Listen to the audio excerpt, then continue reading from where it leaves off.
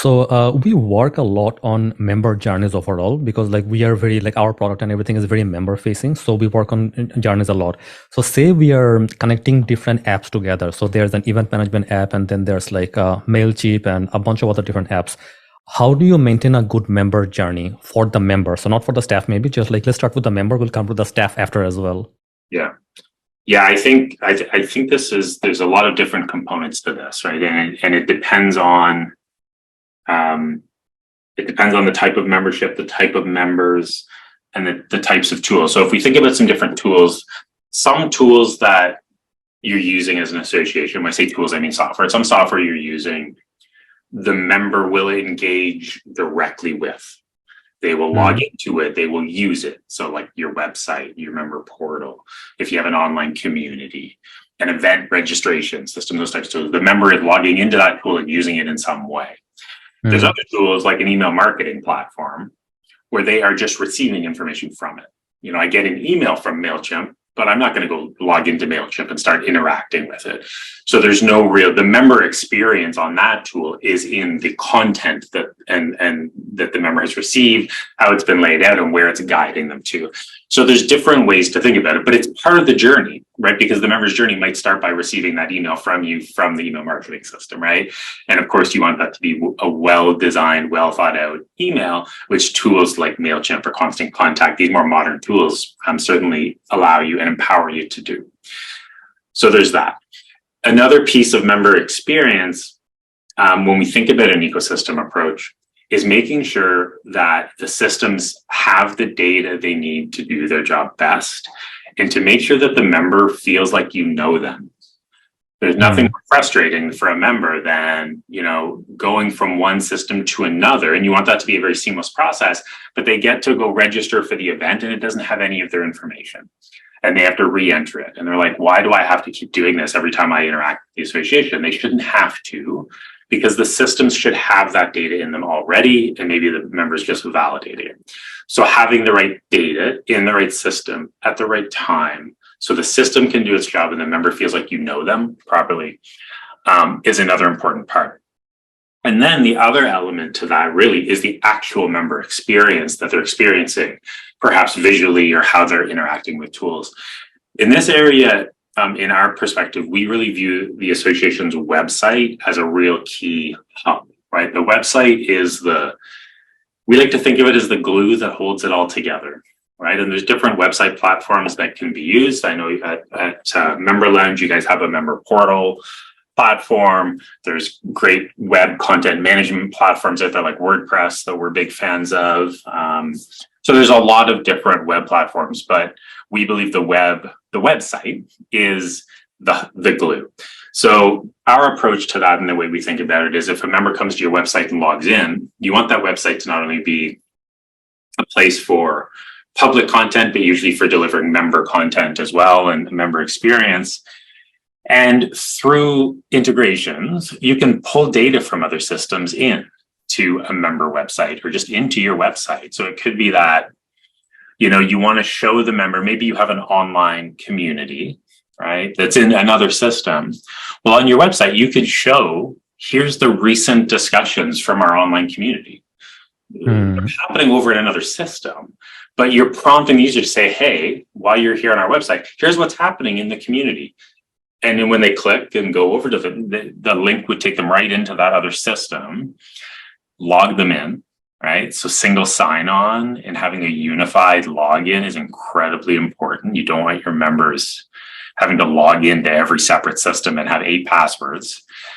So SSO, or single sign-on, is a really important consideration too. It's part of what we provide with our product to our customers.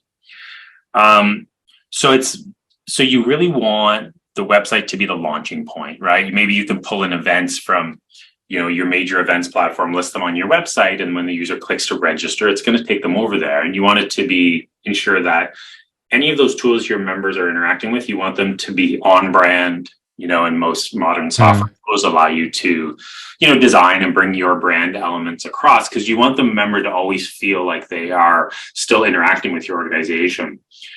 but the days of it all having to be in one system are over. Like we as consumers of user of business applications, it's normal for us to know that we're going to interact with different systems for different functions, and we just want good experiences. So using good modern software that provide modern experiences that aren't clunky, that don't introduce friction for the user journey, right? That nothing's getting in their way of doing the thing that they need to do. It's really important. And I think that, when we think about, kind of going back to the business systems and then more like member engagement type systems, there's different journeys that a user is going to go on, like, renewing your membership.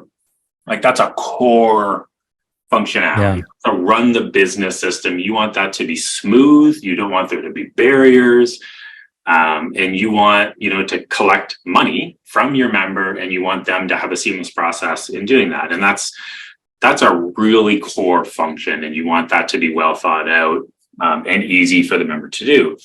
And then there's other types of member journeys that are less core to the business, but they're incredibly critical to member experience and member engagement. And those could be things like registering for an event so they can come and take part in the community, engaging in dialogue in online community in a tool like Member Lounge. So there's a lot of other ways that you want to have still very frictionless experiences for members, but there really are like fundamentally different types of journeys that you need to think through, and good software is built to deliver good journeys. Randy said, so Randy's got a few things in there. You mentioned Drupal. Yeah, Drupal is a very commonly used website content management system as well. And The Hero's Journey by Joseph Campbell. Yeah, a good reference. On that note, there are certain things members will do frequently throughout the whole year and certain things they will do very infrequently. So do you distinguish them some way, like how automated they should be? Yeah, and those might come back to kind of those more transactional type interactions where it's like, once a year I have to renew my membership. Once a year I'm going to register for the annual conference.